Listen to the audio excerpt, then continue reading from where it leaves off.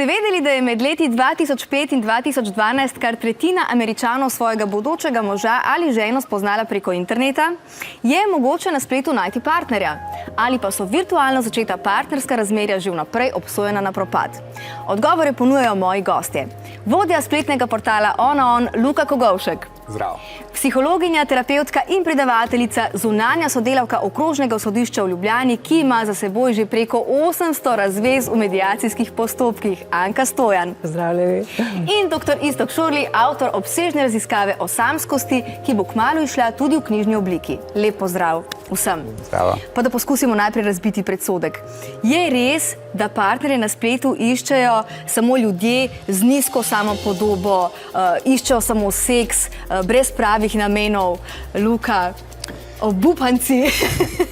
To je zelo retro pogled, že dolgo več ne drži.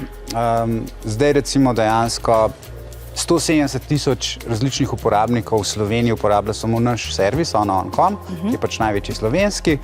70 000 mesečno aktivnih, 1309 parov lansko leto, do sedaj okrog 15 000 parov, vsako leto par porok, tako da ne vem, mislim, da ne. Wow. Dr. Šorli, kar ste vi ugotovili v vaših raziskavah? Ja, vsekakor lahko potrdim, da je pač postalo iskanje partnerja preko interneta nekaj povsem običajnega, da je to značilno za vse starostne skupine.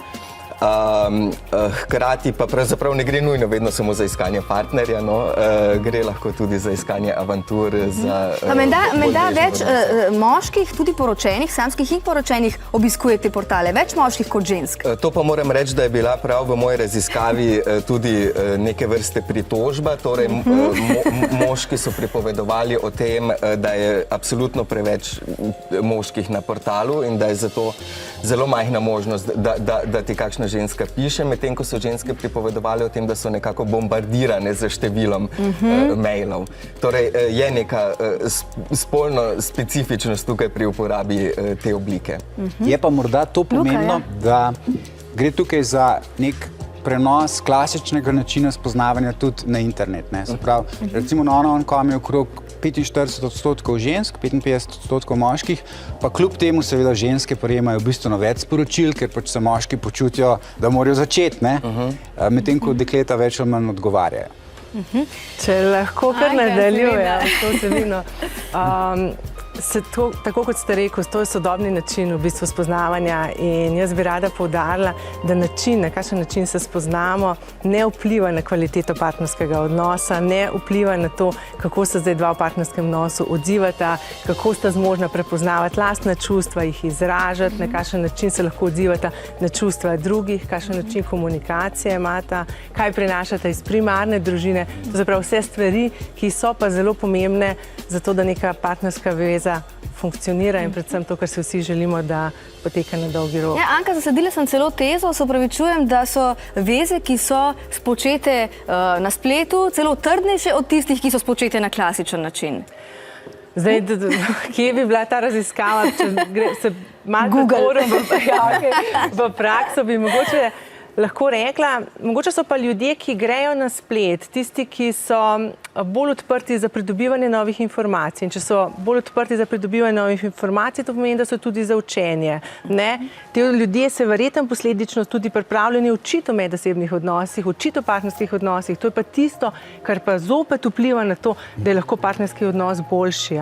To se pravi, taki ljudje bojo več mogoče tudi vložili v partnersko vezo in s tem imeli boljši odnos. Če lahko dodam. Ja, seveda, izvolite. Torej, dejstvo je, da ljudje, ki grejo na internet po partnerja, ne ko grejo mačkam pogledati, kam bojo šli danes večer, te so ponavadi resni v svojem namenu in želijo nek rezultat. Nenazadnje pogosto plačajo kakšno članarino, so bolj ciljno usmerjeni. Zaradi tega se zgodi, da hitreje in grejo v vezo in potem imajo dostikrat že neko razčiščene svoje potrebe, kaj želijo in potem nekako hitreje padejo v resnejši odnos. Ampak kar je pa zanimivo, veliko ljudi še vedno misli, da internet, hladna, mrzla stvar in ljubezen, čustva, da to ne gre skupaj. In na prvo žogo je to res neintuitivno, ampak v resnici internet samo, tako kot ste rekla, pač je samo hiter način, kako prije do zmenka. Torej, za razliko od sobotne ali pa petkove noči, recimo fant gre ven, kjer je zdaj samska, bom malo kakšno pijačo plačal, pa bomo videli, pa je noč mim, pa grem domov. Ne? V primerjavi s tem, da greš na net, rečeš, tlele je 150 000 samskih, da vidimo, s katero bom šel na zmek. Ja. Ta racionalni moment je. In je že filter, ne? Videz, hobi. Ta ciljna orientiranost, ki je sicer, ravno govorimo, da je dobra, ima pa tudi negativno plat. In negativno plat so izoblikovana pričakovanja, ne? Zelo močno izoblikovana pričakovanja in pa zelo hitro, ljudje zelo hitijo z ocenami, ne? Tako vsi že jaz v parih sekundah zaznam, kakšen človek je, pa se to ne da. Mi kot terapevti rabimo. Kot da smo v supermarketu. Ker neki se da lahko zaznamo. In to jih potem pa včasih pretirano razočara. Ne? To so ene vsebine, o katerih je potem tudi potrebno s takimi ljudmi se pogovarjati, nič hudega, če imate slabo eno izkušnjo, lahko še vedno poskusite, ne, in jih spodbujati. Na spletu se lahko predstavimo boljši in lepši, kot smo v resnici. Kar se vedno. Ja, vse to, kot ste rekli, ne, da spominja na supermarket. Ne, včasih res lahko to spominja na kupovanje, ker je to neka menijska izbirnost in tako dalje. Ne. In ljudi po drugi strani tudi začne zanimati njihova lastna tržna vrednost. Koliko imam klikov, koliko dobim sporočil in tako dalje. Recimo, to je neka taka negativna kritika tega načina spoznavanja, ampak mislim, da gre res preprosto za to, da je zadeva prilagojena današnjemu tehnološkemu razvoju. No? Tako kot pač v preteklosti so poznali tudi različne oblike posredništva pri sklepanju zvez. Kaj pa, izvolite. Ja, ker ne smemo pa pozabiti, da kljub temu so ti načini zdaj hitrejši, lahko bolj dostopni, si pa vsi mi, popolnoma vsi, želimo ene varne veze, enega ljubečega odnosa, nekega odnosa, kjer bomo lahko se počutili in ljubljene, kjer bomo dobili ta feedback, kjer bomo lahko dajali in jaz velikokrat rečem, ljubezen spodbuja ljubezen. Ja, smo ljudje narejeni za to, da smo samski? Ali je to morda tudi nek trend samskosti, morda v tem modernem času konec koncev spodbujajo tudi televizijske serije k temu, ne? Kaliforniciranje, pa seks v mestu, ampak življenje ni seks v mestu, ne? Ja, jaz mislim, da je treba razumeti tudi samskost res kot neko dobro tržno nišo, tudi v primeru recimo trženja preko televizije, preko filmov in tako dalje. Drugače, kar se pa tiče tega, ali si vsi želimo partnerske zveze. Zdaj, v tem mojem vzorcu je bilo 10% ljudi, ki so rekli, ne želim si partnerskega odnosa, samski način življenja mi najbolj odgovarja. Je pa zelo zanimivo, da znotraj te skupine seveda spet najdemo ljudi. Mislim, hočem povedati, kako pomembno je spet tukaj naše izkušnje, odnos, ali smo imeli družino, kajti tukaj notri je tudi veliko ljudi, ki so v preteklosti družino, to normo družbeno že izpolnili. Imamo pa seveda tudi veliko ljudi... Družina je ideologija, ne? Vsekakor. Je varnost. Ima številne pozitivne vidike, ampak mi v naši družbi povezujemo pač družino z srečo in samskost z nesrečo. Ampak to ni tako preprosto v realnem življenju. In to se potem odraža tudi pravzaprav na samih samskih, ker jih tudi mi porivamo v vlogo žrtev, jih na nek način tako tudi diskriminiramo. Kaj pa je lahko pravzaprav splet, te spletne zmenkarije, dobro orodje za tiste, ki si ne želijo pravih partnerskih odnosov, odgovornih, bom rekla. Ljudje smo različni, imamo različne cilje, različne motive, tudi kaj bi radi počeli v življenju. Med temi, ki so samski po izbiri, recimo najdemo tudi veliko takšnih, ki pač ravno to družino, partnerstvo razumejo kot neko obliko družbenega podrejanja, konformizma, to, da pač sledimo nekim normam. Tako da internet odpira verjetno tukaj več možnosti, da lahko tudi eksperimentiramo, počnemo kakšne stvari, ki mogoče si jih ne bi upali v realnem življenju. No, imam še nekaj zanimivih podatkov, ki morda ne držijo, spleta so, če bi jih prosim pokomentirali. Takole, kar 70% istospolno usmerjenih najde partnerja na spletu. Anka, to najbrž ni presenečenje. Jaz mislim, da je tukaj treba najprej postaviti vprašanje, ali so to res istospolni, ali so v bistvu ljudje, ki iščejo neko avanturo, ki iščejo v bistvu neko novo izkušnjo, ki fantazirajo o neki novi izkušnji in bi jo nekako radi na nek način sprobali, ne.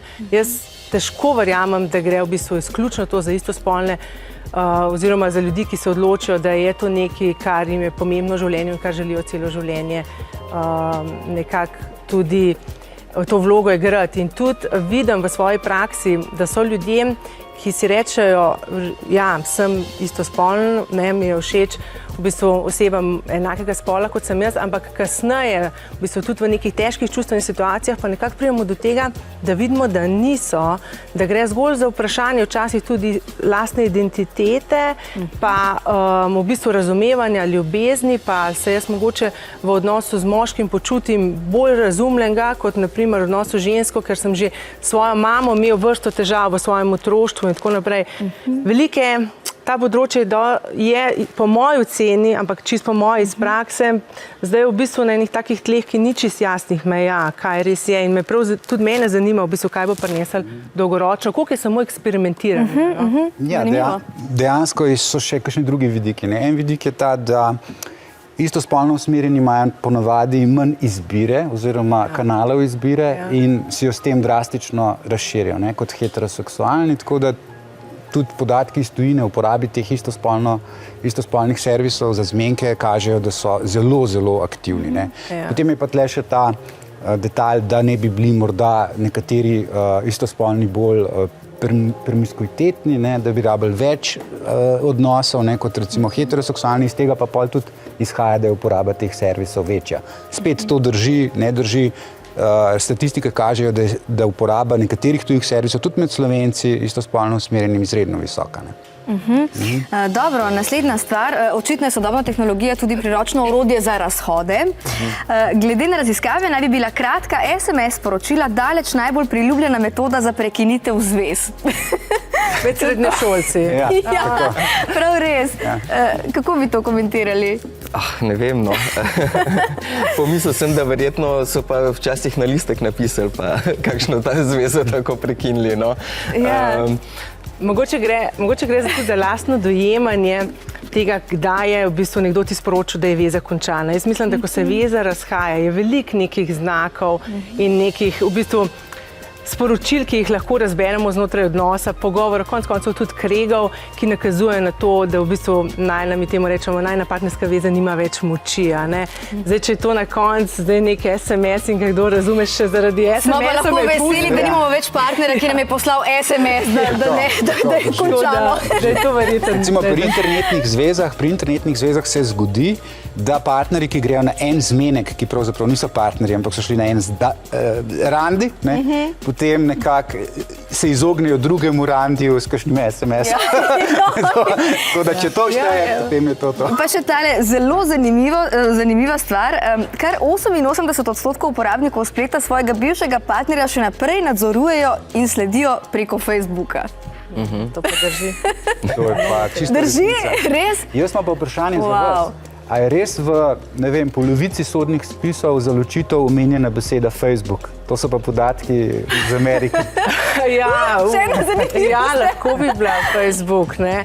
Mislim, področja zdaj, kako se partnerski odnos, Facebook je pogosta vsebina znotraj partnerskih odnosov in to vse, od tega, kdo te lajka, ali si gor, pa nekdo ni lok. Kaj se dogaja? V bistvu, mnogokrat, na žalost, en prostor strahu in v bistvu enega občutkov nevarnosti znotraj partnerskih odnosov. No, in jaz tudi opažam, da pri generacijah, ki so nevedni na tem področju, ki se bojijo tega, ki jih je strah računalnikov, ki jih je strah interneta, ki jih je strah Facebooka, jaz jih zelo spodbujam, pejte gor, poglejte, to ni tak bav, ne, in tudi mlajšim generacijam je to blizu. Tako da Facebook je zagotovo, si na Facebooku lajkal. Eno bejbo in si vtežala. In jaz se bom ločila, žalost, je mnogokrat. Dobro, najlepša hvala cenjeni gostje za ta sproščen pogovor. Vse dobro in lepo sobotno popoldne še naprej. Hvala. Ja, pa imamo za vas še eno pomembno vprašanje. Imate kaj za pusta hrusta?